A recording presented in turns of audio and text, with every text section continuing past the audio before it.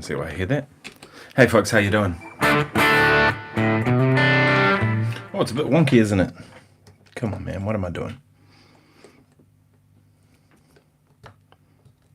Is it better?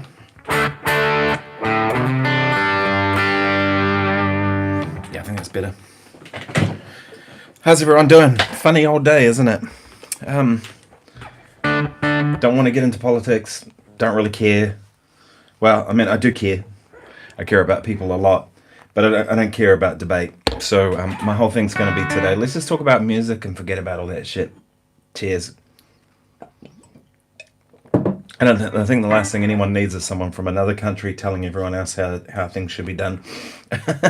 You know what I mean? It's like, whatever my opinion might be.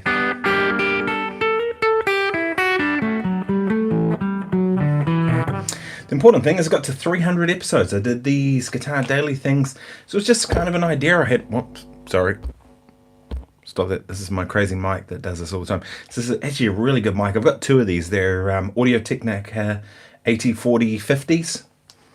Amazing mics, but both of them have had the same fault with them where it's like there's some earthing kind of problem or something and I don't know who to take them to fix. But yeah, so 300 episodes. So just at the end of last year, I was kind of thinking, like, I was getting really slack with YouTube. I was kind of like, maybe once every month I was putting something out, maybe once every 2 months sometimes, and just kind of, it was this very sporadic thing. Because I actually started this channel in 2014. And, you know, I kind of, this is going to be noisy. Sorry, folks. See? I know this thing. But it's, yeah, but it's been sporadic. I've never really kind of put any real effort into YouTube until this year. And then the end of last year, I kind of thought, well, why can't I do this YouTube thing, right? I can't even remember what the inspiration was for it, but I just kind of thought, well, this is what I do. I play music, right? This is my career, is playing music. I'm in this for the long haul, right? It's not like I'm going to be like, next year I'll be doing something else. Like, this is all I've ever done is played music. I started playing when I was 15. I started playing when I was 10 years old, but I started doing pro gigs when I was 15. By 19, I'd finished, 19, 20, I'd finished music school and I was out doing gigs and playing and doing session work and albums for people and all kinds of stuff. And, you know, I got some good gigs early on. I was really lucky. Learned a lot about playing by doing sessions. You know, back about when I was in my 20s, I was getting 2 sessions a week. Every week, which in those days you didn't have your own studio. And so, yeah, nowadays it's kind of thinking, well, why can't I do this YouTube thing every day? So here we are. And the crazy thing is I just hit 14,000 subscribers too. So 14,000 people give a shit about what I got to say about anything. That's crazy. I realize in the grand scheme of things it's probably a small number or whatever, but I appreciate everyone who's here.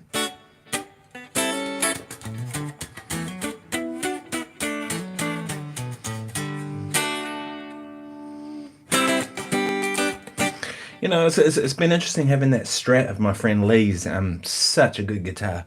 I mean, it's really probably the holy grail of Stratocasters, right? 63 Strat. I couldn't think of a better Strat, that would be the one, right? Because for me, one of the things I hate about Strats is the radius that's the 7 1/4 just doesn't work for me, right?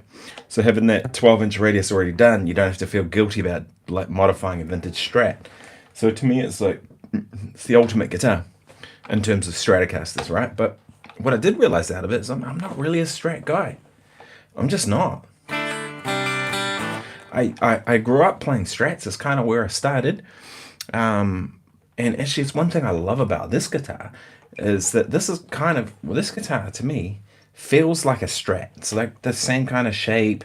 It's got these little curves here that's not hard on your arm, all that kind of stuff. So it feels like a Strat, plays like a Les Paul. And that to me is the ultimate. And what I mean by plays like a Les Paul is it's got a 10-inch radius, so closer to a Gibson than a Fender.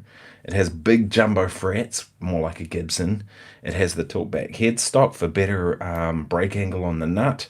It also has straight strings through, so you don't have that issue that Gibsons have. 25-inch scale, my favorite. humbuckers, but also with coil taps and all kinds of stuff like that. So it's like, to me, it's kind of what I've been looking for in a guitar. It's funny, I did this gig recently, and someone came up and said hi after the gig, which was really nice, nice person. And the partner of the person said, "Oh, you've got a Paul Reed Smith, haven't you?" to this lady. And she said, "Yeah, I've got one, but mine's an American." Oh. I also have a US Paul Reed Smith over there, but I prefer this one. And this one was made in, where was it made? Built by Core Tech Musical Instruments Company Limited, Indonesia, under license for Paul Reed Smith guitars. To be honest, I've never really cared where guitars are made. The thing to me is like, is it good or not? Period. And in fact, not even good. I don't even actually care about good, to be 100% honest. Is it great or nothing? Because if it's not great, or has the potential to be great, right? It's actually the only thing I'm interested in. I remember talking to my friend Bruce Foreman about that. I remember saying to him, "Oh man, I heard this guitar play. It sounded really good." And he said, "Good or great?" I said, "Good." And he said, "I'm not interested in anything other than great." And I was like, "Yeah." And he goes, "Think about it. Like, how many guitar players are there in the world that are great? Like, actually great?" People that come to mind: David Williams, Michael Landau, Steve Lukather, Dan Huff, Wes Montgomery, George Benson, Jeff Beck, Stevie Ray Vaughan, Jimi Hendrix, Charlie Christian, Grant Green. I could rattle off a list of hundreds of them if I thought about it, of like actual great players. And that's what he's interested in. So what's great? Because if it's not that, then there's not enough time in the day to kind of spend your time wasted on kind of looking at anything other than great. And I kind of thought about it, like, yeah, actually, I kind of agree with that. And that's kind of how I feel about guitars. I don't really care where they're made, to be honest.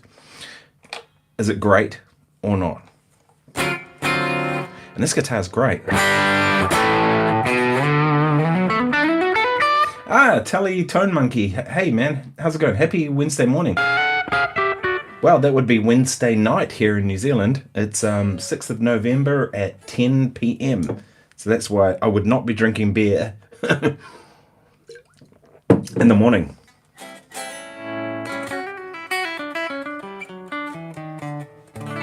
And I think one of the things that's great about this guitar is like David Grissom, if that's even how you even say his name, and Paul Reed Smith spent a whole lot of time like designing the whole concept of this, The one thing I'm going to change though, I have had the nut change. That was kind of done before I got it because the nut wasn't cut properly when it came, so they replaced it and it's now got a graphite nut. Bonus for me. But I will put locking tuners on it. So Ruben says, let's hear some shredding to demo a few tones that you like on the PRS. Sure. So this is probably my favorite kind. I'm going to tune because I can't handle how to tune guitars. So at the moment, I've got this microphone here, which is an AT4050. I have a pair of them, and I have a pair of vintage. I've got some really nice microphones actually, but to be honest, I don't use them most of the time. Most of the time it's the Fractal. So demo tones from the Paul Reed Smith, clean. I kind of been experimenting with this. If you have a look on my Buy Me a Coffee, you can get my Fractal FM9 preset. But I've been trying a new one, and I'm not going to put it out in the world until I've kind of dialed it right in, which is exactly what I did with my normal preset. But this is based around the Lone Star Mesa Boogie amp. They call it the Texas Star in the Fractal world.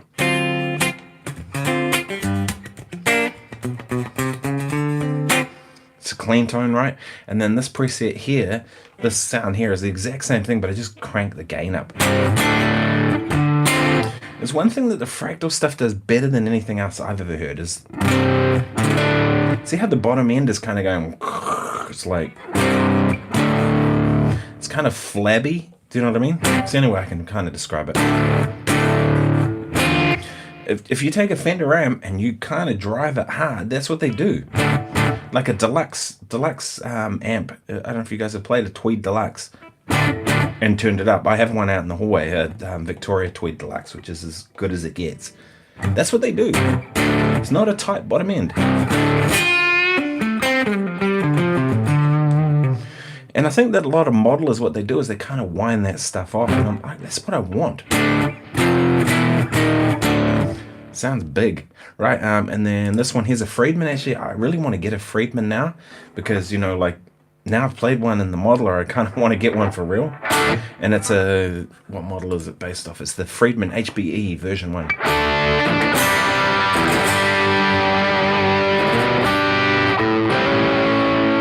I'll turn that down now. Save my hearing a little bit.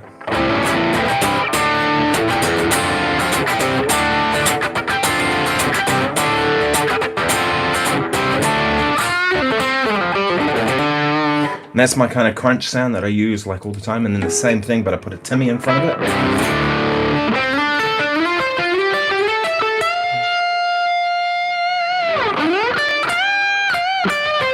I'm actually going to dial, that's the one thing that I want to dial in a little bit. Actually, to me it sounds like it needs a little less mid-range. Let's dial that back a bit. No, it's not that, it's not there. This is why I haven't put this preset out in the world, because I want it right before I do. Let's go 3 on that.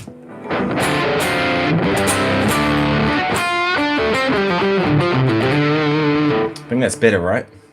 So those are the 4 kind of main sounds I get, and this is what I do when I use pedals as well. For me, it's kind of gain staging. It's like clean, a little bit dirtier, a little bit dirtier, a little bit dirtier, right? And you just get different stages of gain. So Zal's here. Hey dude, how you doing? Says, hey Nick, did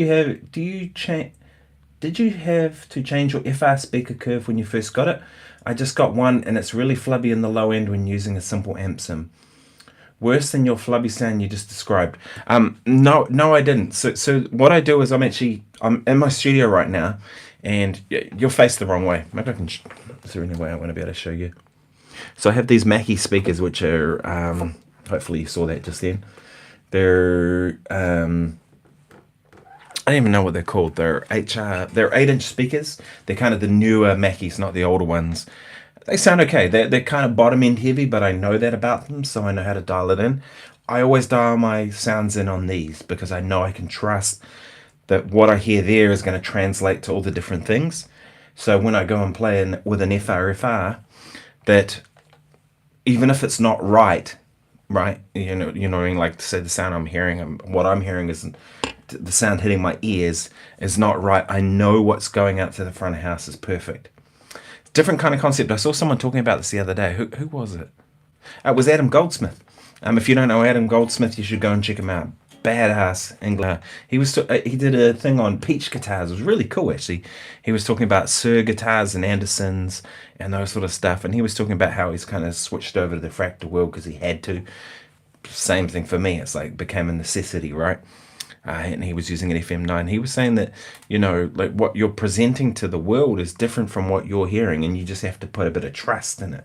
I think that's kind of the gist of where he's getting. And the only way I can trust that is if I've dialed it in on my studio monitors and I know my sound is exactly where I need it to be. Even then, the sound guy is going to, or girl is going to kind of tweak your sound anyway. But I try and take that out of their hands as much as possible. But generally, I find that I don't need to.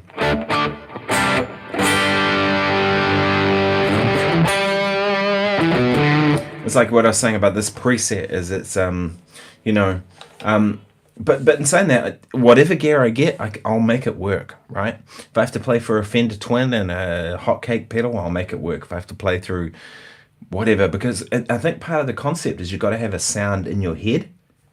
And then once you've got a sound in your head, then you'll make the equipment work for you. And that's kind of the key thing. I think that's where a lot of people struggle with these modeler things, you know, is they kind of go, oh, it doesn't sound like a Fender amp. Well, make it sound like a Fender amp. You know, do whatever you need to do to tweak, move the bass control, move the mids, do whatever you need to do. But make it sound good, right? Let's go back to that. And I think that's kind of one thing. So yeah, if it's sounding flabby, just EQ it as you need to, but make sure you're doing it on a system that you trust, because you might EQ it for your FR, and then all of a sudden it's not a flat frequency response, and you go and you play through a big PA that has like 18-inch subs, and all of a sudden your sound is like real bottom end heavy. Do you know what I mean? Like, so that's why I dial in on studio monitors in my room, which is somewhat mostly acoustic treated. The only one thing I need to do is to do the roof, but we have a leak I've got a deck just above my studio, just here, and the scumbags that we bought the house off. Anyway, let's not get into that. But yeah, so we have a leak, and it only leaks when it's like heavy rain. And I know how to deal with it. If it does get heavy rain, I get up there with a brush and I just sweep it off the deck, and it's fine. It avoids it coming inside. But I don't want to put like any acoustic treatment up there just until.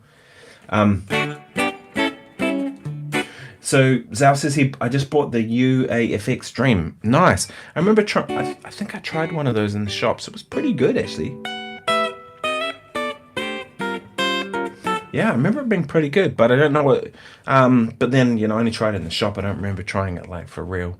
Actually, I've been thinking about buying another modeler pedal. I've still got my fractal stuff, of course, but I've needed a backup for a while, and I don't want to carry a whole nother setup. And there's that Boss pedal that's a Boss. I think it's called Amp and Cab.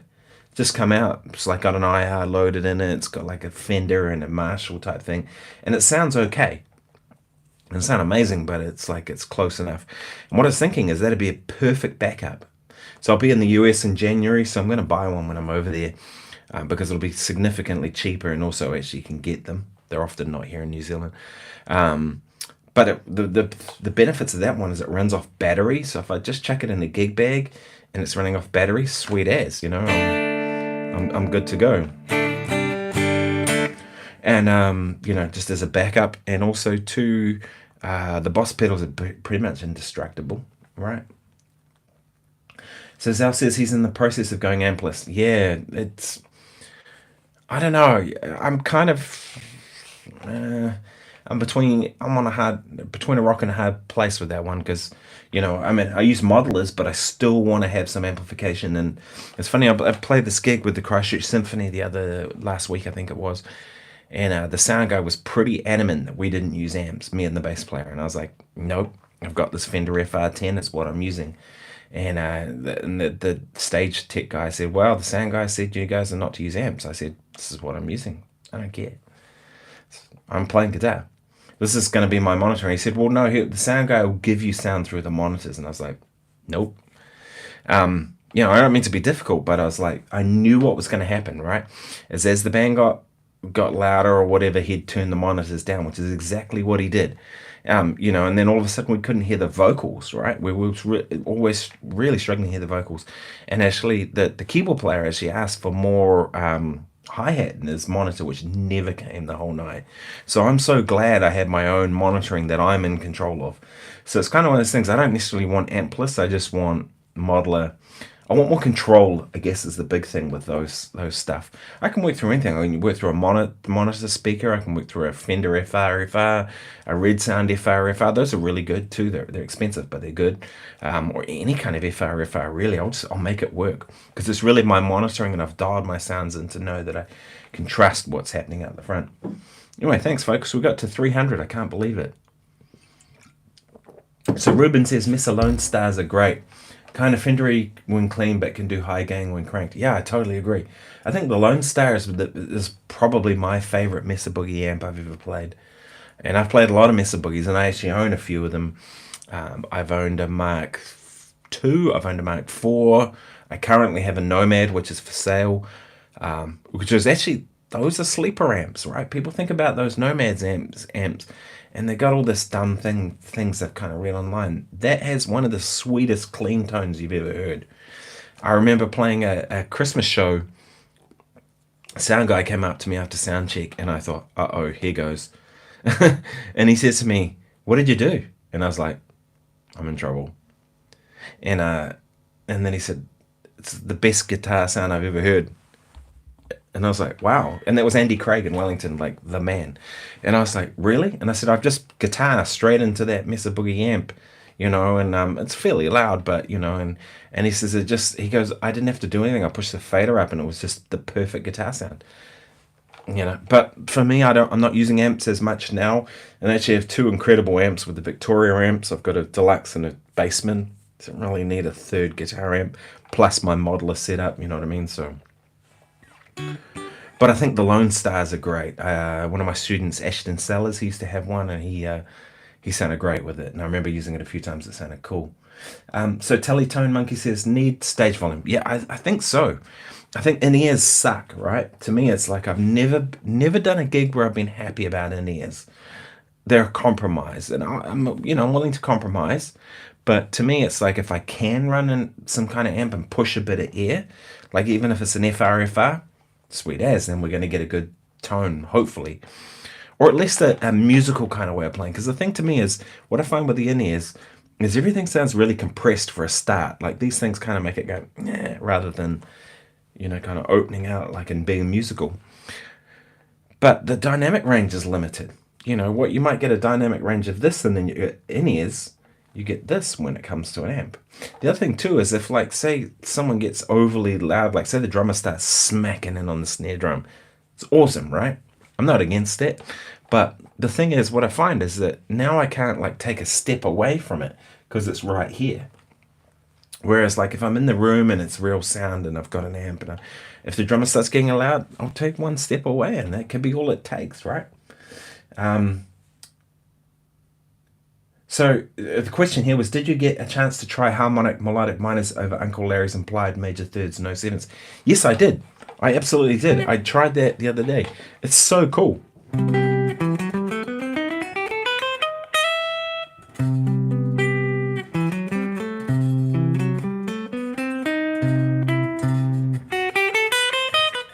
Yeah, I did actually. I did get a chance to try that, and I sort of tried integrating it. I haven't quite figured out where it works in music yet, at least in terms of the music I play. It's not the sort of thing I'd do on a blues gig. I probably wouldn't do it on a straight ahead jazz gig. Maybe on a fusion-y type thing. And actually, I think I've got one of those coming up in a couple of weeks, a fusion-y type gig. So I think there might be a couple of places I can kind of try it out. I find that kind of stuff takes a while to integrate into your playing, but yeah, I definitely did. Yeah, and once you have that implied, that major seven thing, but without the third, such a cool sound. Instead of, I was thinking about it too. I'm quite keen to do another video and kind of explore Uncle Larry's chord voicings a bit more. I think I kind of scratched the surface with that one video where I did that major seven thing without the third, just because to me that was like a revelation. It was like, what? I 100% had not considered ever playing a major seven chord without the third. And then there it was right in front of me, and I just went, wow, that guy's a genius. Anyway, but I thought, man, I'd really like to go and check out more of his kind of chord voicings and see are there things out of this I can draw out of it, because I love chords. But yeah, thank you so much everyone who's joined me for these 300 episodes. You're amazing. I don't do any of this stuff for numbers. I don't really care about any of that shit, this whole I've got X amount of subscribers, whatever. You know what I mean? Like I remember seeing this Thai guitar player coming to New Zealand, and the pitch wasn't that he had done any albums. It wasn't, usually it's like he's released 4 albums and George Benson said album number 2 was the best album he ever heard, or it's kind of he's played with Dan Huff and Michael Landau and like the big names, or whoever, or Taylor Swift or whoever. This guy was like, he's got X amount of subs, and that was the selling point for his whole tour. And I was like, so can he play? Doesn't mean much, you know what I mean? Heaps of people have got lots of subs who doesn't really mean anything. I mean, my whole reason for asking you to subscribe, as I always do, is that I kind of want you to kind of be a part of what I'm doing here. You know what I mean? Like that's my whole 100% my whole reason for doing this, is that people are enjoying it and they're getting something from it, and I'm enjoying it. That's why I kind of, I've had people say, oh, you should do this, you should do that. And I'm like, should I? Then I'd be doing what you want, and that should be your channel, right? My channel is going to be about covering what I want to do. And to be honest, I don't really know what I'm doing with any of this. I mean, who does? I'm just putting stuff out there, and if it works, it works, and if it doesn't, it doesn't, and whatever, and you kind of live and learn, but enjoy playing music. That's what it's all about, really. So yeah, cheers everyone. Thank you so much for being here. I don't normally drink Coronas, but I bought some the other day. I kind of been trying to have lighter beers when I'm at home. Not that I tend to drink that much at home. I drink a little bit, but I don't drink like heavy. Like maybe I have a drink with dinner. I don't tend to drink during the week. Maybe I'll drink in the weekend or whatever. But I find a lot of gigs now are at like these really boutique kind of places that have really rich beers, very hoppy beers, and I find that, you know, it's just kind of like, yeah. I love it. But the craft beer scene in Wellington's pretty good. So Zal says, whatever you come up with, Nick, I dig the blasts you get into. Oh, thank you. Keep on tracking. Oh, I will, man. As long as people want to watch, it's all good. So I got an interesting couple of weeks coming up. This Friday I got a session for a friend who's a really great children's composer. Chris Lamb Sam is his name, and I've known Chris for a long time. We've done a heap of stuff over the years. But yeah, he's coming around to the studio here, and we're going to record some stuff. I don't know if I'll particularly kind of film anything part of that. I generally don't. Like, what you guys see is probably about 2% of it. I just kind of put up something if I think there's something interesting in it that you might get from it. It's kind of, that's really where it's at. But maybe we'll see. We'll see what he's going to do. I have no idea what we're going to play yet, and he's going to send a track through. Or maybe he already has, and we'll just play. He wants me to play a solo, and he wants me to play some rhythm guitar. His stuff is really quirky. It's usually like this mix of different styles, and he's a very clever lyricist. So my whole thing will be like trying to support his lyrics, you know, and getting the story across. Yeah, so that's Friday, and then I'm playing the Wellington Jazz Club with Una Ferry, actually, who's Roger Fox's partner. I've known Una a long time. She's a lovely singer. It's going to be interesting because we're doing a lot of those songs we used to do with Roger, but now that since he's passed away, it's sort of going to be, it'll be a different experience, I think, but I know it'll be fine because those guys are amazing.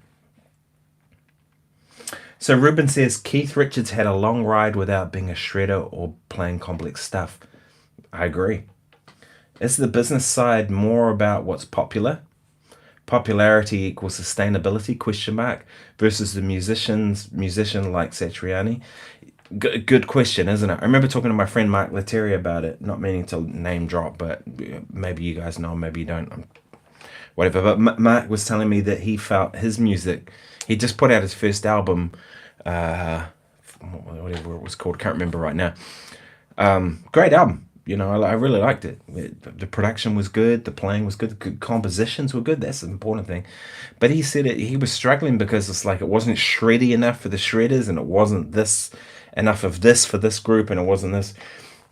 I've never bothered about that. To me, it's like if you try and fit into whatever, then it doesn't make sense to anybody, right? Just do what you do, and then the people that want what you like, what you do, will find you, right? And they'll go, oh, I like that. And if they don't like it, sweet as, move along to the next thing. You know what I mean? Life's too short to be spending your time listening to shit you don't like, right? So if I don't like something, I'm like, sweet as, I move on to the next thing. But I think the important thing is to be doing what you want to be doing and in the way you want to be doing it. Because if you're not doing your thing, then it's not sincere. And you can hear that, right? So it's like, for me, it's like when I hear Keith Richards play, I just hear someone being himself. I don't hear him trying to be Muddy Waters or trying to be Jimi Hendrix or trying to be Eric Clapton. I see Keith being Keith Richards. And that's what's beautiful about it, you know, and some of those things he came up with were awesome. I realize this is the wrong tuning, but you get the other idea.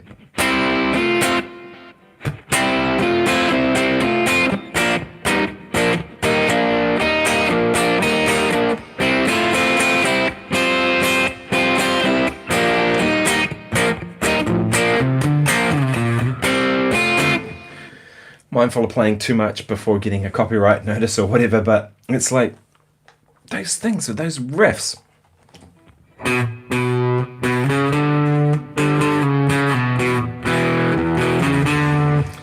Awesome, right? To me, I'd rather hear that than hear someone shred. To be honest, it's like, to me, that's my taste on it. It's like the musicality of it is kind of the thing that makes it great. It's the music first and foremost. It's one reason I kind of hold Steve Vai kind of above most of those other kind of people that would fit in the shredder category. It's not because of the guitar playing. Guitar playing's killer, don't get me wrong. But the thing with Steve Vai is, it's like I hear him play and I hear great compositions, right? I mean, For Love of God, Sisters, Attitude Song.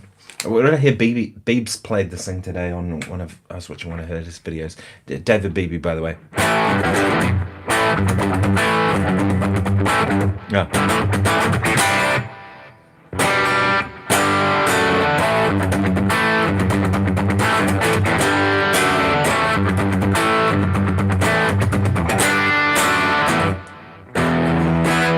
Whatever that song's called. I remember I heard him play a little bit of it and I was like, yeah, I remember that. I've never actually played that too, by the way. I was just kind of using my ear to figure out how it goes, but it's great writing. Flexible. I mean, you all probably know that album.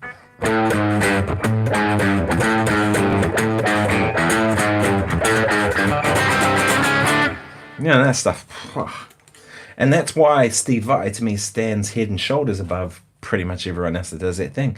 It's because of the writing. That's what I really care about, So Ruben says, yes, the open G and E tunings seem to have opened up some cool riffs. Yeah, totally agree.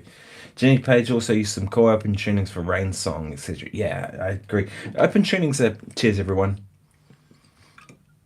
an interesting thing, it's like, it doesn't work on a guitar like this because you've got a tremolo that's floating and, you really need a solid hardtail guitar. But I was actually thinking my AR 520s back there, I haven't played that much lately, mostly because I thrashed that guitar when I first got it and I really like it, and then when I left Ibanez and I kind of moved on to doing my own thing now and playing whatever I want, I kind of was like, well, I kind of identified myself with that guitar for quite a period of time that I was like, right, now it's time to just not play that for a minute and kind of get into other things. And I've actually been really enjoying solid body guitars for some time.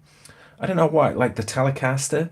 I play the Telecaster and it's just a certain thing. And then this guitar here is probably, at the moment, feels like it could be number one. I don't know. But that 520, I was thinking, maybe that could be a cool guitar to kind of have in an open tuning. Like a open D tuning or something like that. Could be kind of, that'd be cool. And of course, with its hollow body nature, it's got all that those kind of overtone things that are going on. So yeah. Tell me, of the 300 episodes I've done, what's people's favorites? Do you have a favorite? Then that's totally fine. I'd agree with you. I was actually thinking, I might actually, I did this week on the blues. I was actually thinking it could be really cool to do a week on pentatonic, but not pentatonic in kind of the ways that you probably normally associate, right? Like this kind of whole blues thing, you know what I mean? Like, someone like David Gilmour is a perfect example of how I'd think of beyond the blues. It's like blues, but it's not. Oh, Ohad says the favour's yet to come. Oh, thank you very much, sir. You're very kind. But do you know that, the way David Gilmour plays pentatonic, you would never for a second say he was a blues player. It's bluesy in nature, but you kind of go, and I thought, maybe I should do a week on that, and just kind of do that. Or rhythm changes, I thought about that, week on rhythm changes, week on jazz stuff. Telly Tone Monkey says, but then again, as guitarists, the more theory and depth of knowledge we have, the more appreciation we have for niche players like John Scofield and Julian Lage and the subtleties. I agree. And I think that's why, totally. So what he's saying is that I'll read it again. But then again, as guitarists, the more theory and depth of knowledge we have, the more appreciation we have for the niche players like John Scofield and even Julian Lage and the subtleties. I totally agree. Prime example for me was, I remember we did some, I was never really into rugby, like in my teenage years. I was when I was a kid, and then rugby's a big thing in New Zealand. For those not in New Zealand, like rugby is our national sports. Like people go mental here over the rugby, it's crazy. But then in my teenage years, I was just so sick of that. Like I was really into music, and I was like, I just don't want to be a rugby head and be around that whole thing. And then maybe in my 20s, we did a bunch of tours with the All Blacks, the New Zealand rugby team.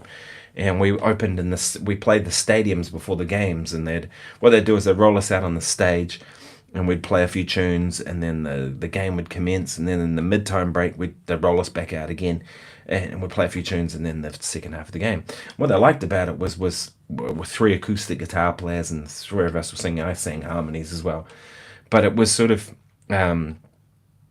what I noticed out of that was I was watching the games, and I started to go, that's blah blah blah, and that's blah blah blah, and that's blah blah blah, and I got an understanding of the game, and then I loved rugby because I kind of went, now I knew who people were, what was happening, what the gameplay was, the whole thing, and I had a deeper understanding, more knowledge, and all of a sudden I really liked it, and I started going, okay, and I started getting into it.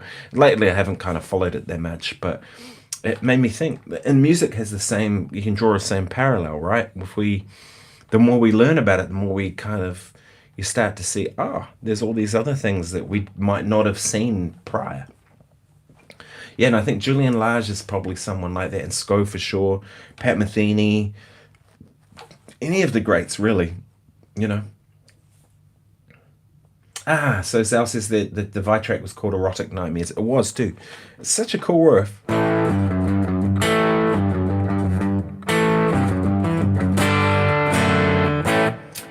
He says, I reckon some of my favourite posts of yours have been the Robin Ford stuff and the jazz arrangements you played solo. Oh, thank you very much. That's great. That's great feedback to hear.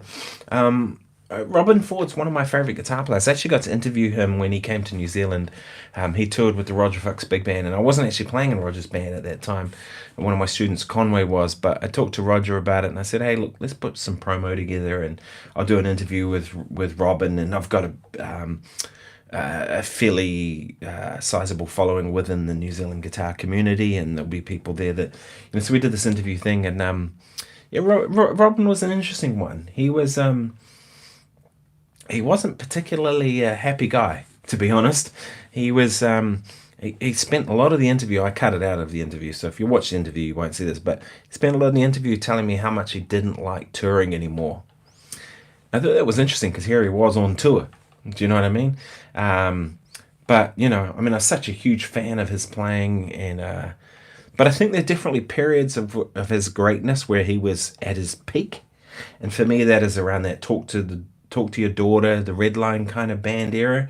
That to me is like Robin Ford at his best. So when I focus on Robin Ford's playing, that's what I do. He still plays great. I've heard some stuff recently of him on YouTube, and he just absolutely killed it. And if you haven't seen that video of him talking about the Telecaster being the ugliest guitar, whatever it is, his playing on that is killer. Yeah. Teletone Monkey. That's a tongue twister, isn't it? Teletone Monkey says, love Robin Ford. Saw him at Milton Keynes. Loud when you're sat in the front row of his Super. Milton Keynes, is that near London? I think it is, isn't it? Right? Is that North London? I think I went to Milton Keynes, if I remember right. Cheers. Super, but yeah, he definitely plays loud. But to be honest, most of the great players I've ever heard play loud, right? I remember seeing Michael Landau play at the Baked Potato, which is a really small, it's a really small little place, and the Baked Potato, and he had a, what did he have? He had a Super Reverb, and he had a Michael Landau Hot Rod DeVille, the model that they made with his kind of modifications. Oh, just north about 50 miles. Yeah, I knew I'd been there. I can't remember why we went there. There was some reason we went to Milton Keynes, but I lived in the UK for a year. We lived in south of London, but we had a camper van and we actually went travelling around. So we sort of based ourselves in South London in Surbiton with a family friend, and then we went travelling around. We went all through the Scottish Highlands, Isle of Skye, Inverness, all that kind of part, and then we went through Snowdonia, north of Wales, Brecon Beacons, all that kind of stuff, lower at St David's in south of Wales. Then we did a couple of months around France, a couple of months around Portugal, 4 days around Portugal, and then some time around Spain, and all that kind of stuff. It was amazing. So that was my 2019 before. So yeah, I knew I'd been to Milton Keynes. So Zal says, I reckon his peak was Rugged Road and the one with the brother on it. Oh yeah, Rugged Road. Rugged Road's one of my favourite Robin Ford tunes.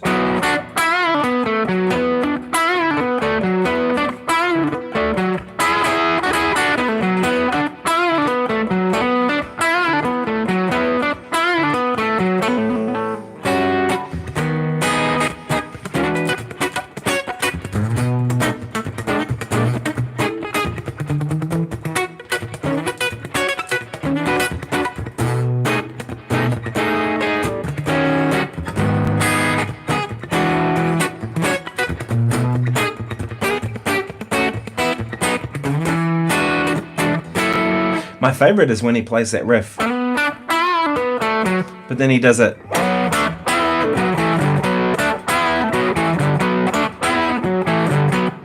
So fat. And then, of course, the solo goes to D7 to B7, you know what I mean? Up a minor third kind of thing. It's so cool. You didn't go to MK for the sights. It's a 60s Newtown. Yeah. I seem to remember that. Yeah. Lots of London is really old, though, and kind of got, you know, although that's north of London, but some really old historic kind of stuff. Yeah, solo's ripping, isn't it? I agree. I think that was his best, you know, and he really had a flair kind of, and not only just that, the songs were good, right? Like, talk to your daughter obviously was a cover, but also ain't gotta change up my damn. What's that song? Da, da, da, da, da. Anyone know what that song's called? Ain't Got Nothing But the Blues. Thank you. Yep. Saw your comment just after I said it, but Ain't Got Nothing But the Blues was his playing on that. It's just killer. And not only it's like great songs, great guitar playing, but great band too. Tom Breckline and Roscoe Beck. The three of them to me was like the magic group.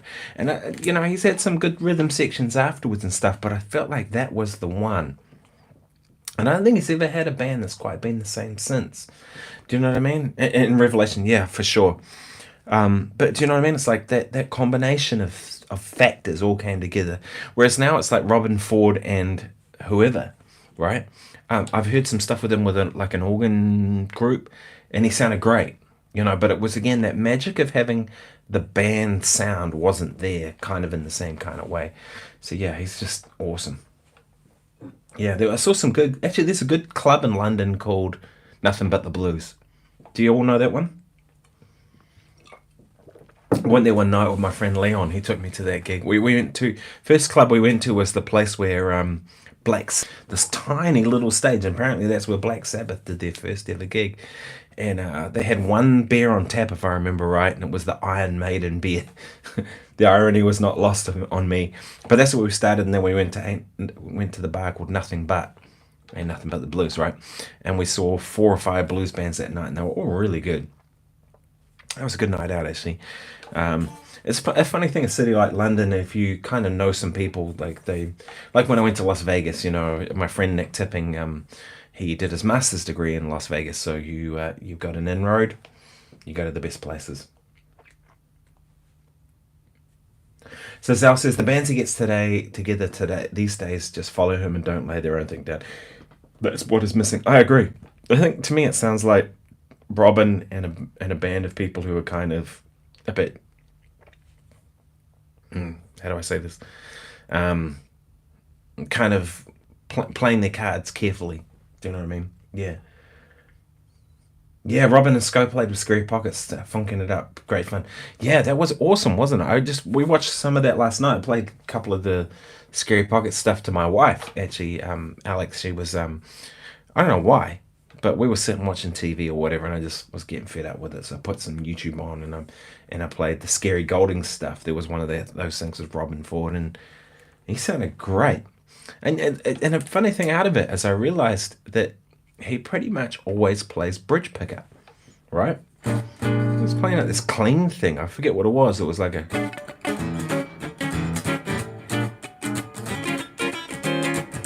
one of these sort of grooves, whatever it was. And then they played this break, and he'd go... whatever he played. And then... but it was like bridge pickup pretty clean. And then, you know, of course, I was talking about that video where he talks about the Tele being the ugliest guitar. It's Tele on the bridge pickup, bone dry clean. This is how he plays. I was Tony Iommi in a Sabbath tribute band in the 90s called Sabra Cadabra. Nice. Owned an SG and a Southport. Oh, there you go. Awesome. Yeah, I've played some Black Sabbath over the years, but not really much of it. Like it's kind of one of those things where I listened to it, but I didn't really play a lot of it, and I've definitely never really played it with a band. I mean, the ones I can think of that I've ever played of that kind of music are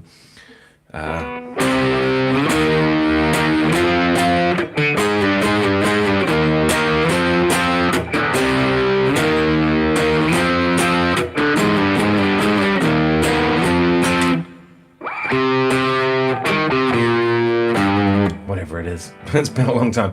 I was sort of 15 years old when I figured out how to play those. But that Iron Man, and I remember hearing that in the movie Iron Man.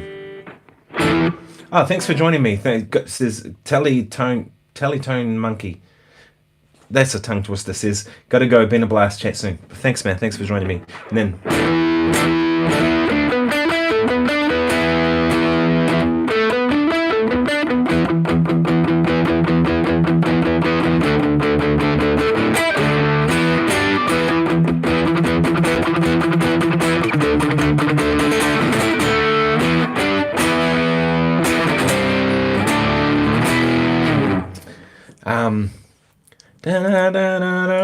what's that song called? Anyone know? I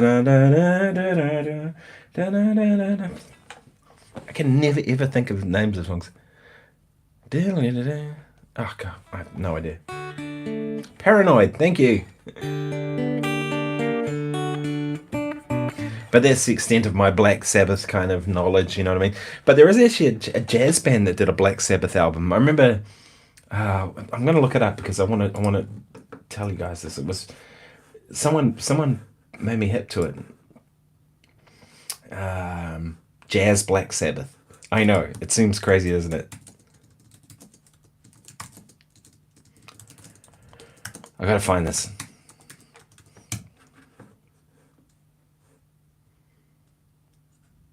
Oh, they're just called Jazz Sabbath. And they did an album. It's Jazz Sabbath album 2020 full album. And they do like War Pigs and Iron Man and all that. Yeah, that's right. It's hilarious. You can't play. So Abstract Vectors says you can't play that right unless you snip your fingertips, friend. Yeah, I know, right? It's crazy to think that that's what happened to him, right? You know, the cutting of the fingertips, like the whole, you know. And then he made it work for himself, right?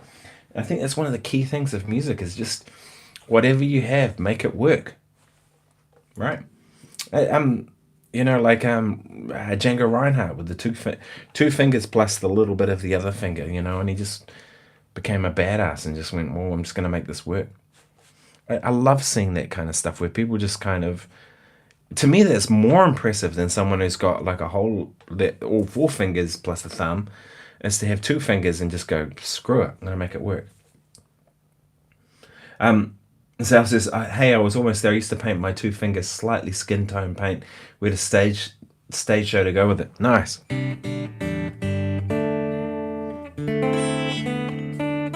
It's like guitar players who get into the Django thing and then draw the little moustache on themselves, you know. I kind of think it's funny. I kind of never got the bridge pickup clean thing. Doesn't really work for that for me. But bridge pickup clean and go.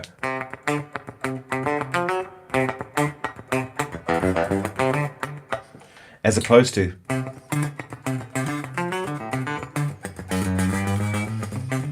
doesn't work on the neck pickup, does it? Even if I go middle pickup, that works, but bridge pickup, you know, what's that? Whatever that Herbie Hancock thing is, you know what I mean? So I kind of never got the bridge pickup clean thing, but yeah. So Zal says Robin Ford on that pedal show said he almost exclusively plays on the bridge pickup. Yeah, interesting. I don't remember hearing that part, him say that in there, but I remember hearing him play that way. I think he pretty much played bridge pickup the whole way. And it's an interesting thing, isn't it? Because if he played the note choices that he does with the neck pickup, maybe his thinking on it is that would sound more jazz, right? But because it's bridge pickup and it's bright and it's got a bit of a thing, it kind of draws it more towards being the blues. Maybe that's why he does it. I'm sure it probably is. The other thing too is the bridge pickup is way more dynamic, I find, right? The bridge, if you hit it hard, the bright notes kind of go, but then also like you can get all that richness if you play lighter and stuff. But I really enjoyed that episode of him on that pedal show, and I thought it was cool that he brought the Dumble in for them all to see, and cheers everybody, because he didn't have to do that. When I met him in New Zealand and did that interview thing, and kind of he did that tour through, he told me at the time he was moving to Paris. I said to him, why Paris? And he says, oh, my girlfriend and I have got this idea that Paris is a really romantic city, and a lot of beauty about it and all that kind of stuff. And he's kind of at the point now where he could be based anywhere. I was like, fair enough. But then I think from what I've seen, he's been spending a lot more time in the UK, so maybe he's based there now. So Zal says, did you see the Firebird episode on TPS? No, I don't know that I did. What was the Firebird? You mean there's some Firebird guitars?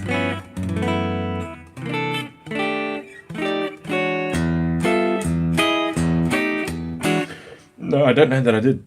I like that mini humbucker Firebird pickup. I think those are great.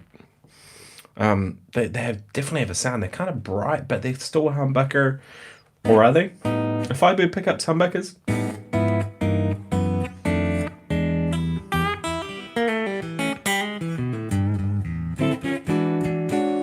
So in January, I'll be in the US. I'll be in Los Angeles for the NAMM show. Oh, we're going to go to Alaska first. I'll be spending a week in Alaska and then heading down to Los Angeles. So I thought I might do some videos kind of around the whole NAMM show thing, that I'm going to go and that whole stuff, go and check out some new gear, see what's around, what's interesting. I might try and do some interviews. Last time I was there, I talked to Andy Timmons about doing one, and because I've known Andy a long time now, and we couldn't quite make it happen. It just wasn't really working out. But maybe this time it might. If he's around, that'd be cool to get him kind of as a guest. And I love Andy's playing. But if whoever else is around at the NAMM show, maybe.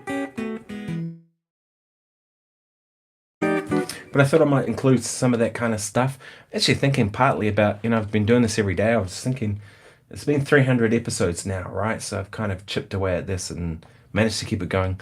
But probably over the Christmas break, do I want to keep doing it every day? I think I probably want to take a break. So I might actually even take a week or two off at Christmas time. Would anyone be bummed out if I did that? And then back into daily again. So Zal says, yes, they're humbuckers, but not many humbuckers. They're wound around a rail and not round pole pieces. Okay, so that probably explains why they're brighter too, right? I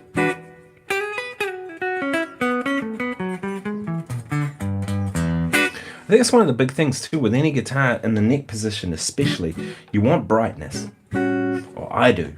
I can always make it darker by turning the tone control down, but I can't. If I haven't got the brightness, I can't bring it back.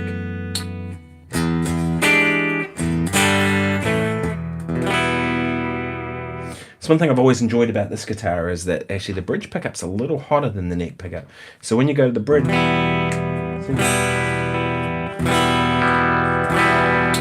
there's three distinct settings, which I find a lot of guitars that's not the case. Some people set their guitars up to sound, all three pickups sound the same, pretty much. You know what I mean? But yeah, I've always enjoyed this guitar, and it has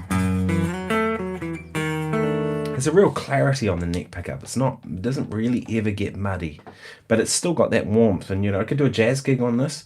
Probably not going to be my first choice, but I could do it. I'm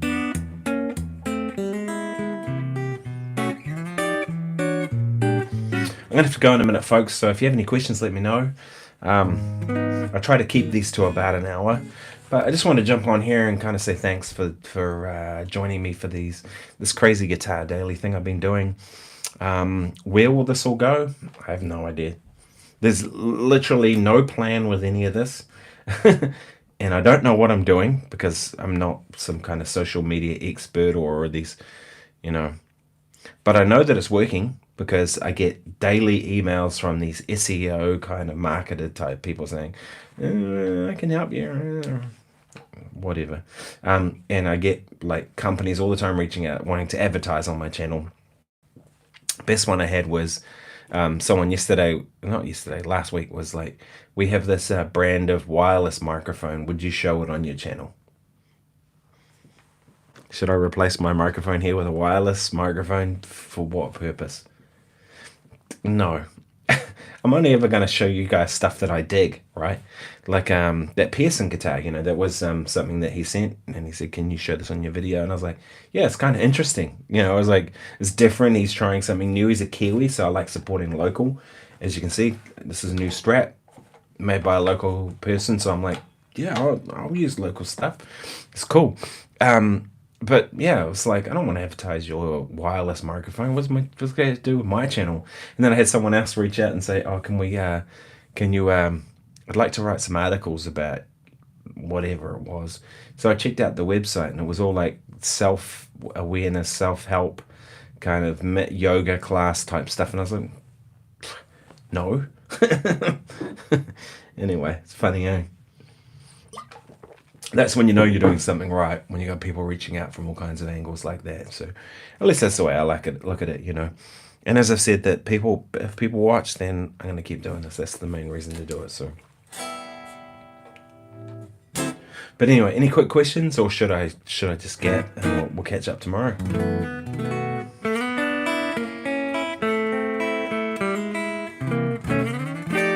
Did you guys check out the video where I did the 30 guitar licks? I actually ended up recording about 50 of them, because it was funny. I started doing it and I went, how many licks am I at now? I think I've done 6. And I played some more and I was like, I don't know how many I'm at now. So I just recorded and I cut it down to the 30 that I thought were the most interesting. And I try to get away from kind of like too much of this stuff.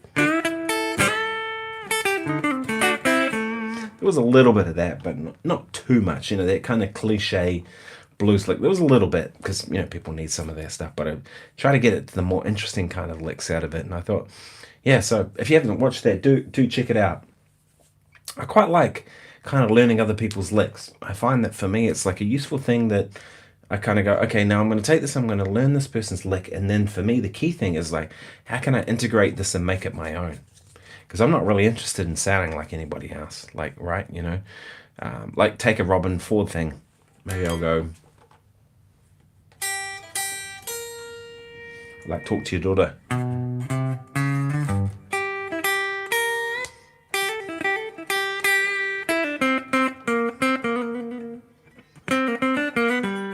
So there.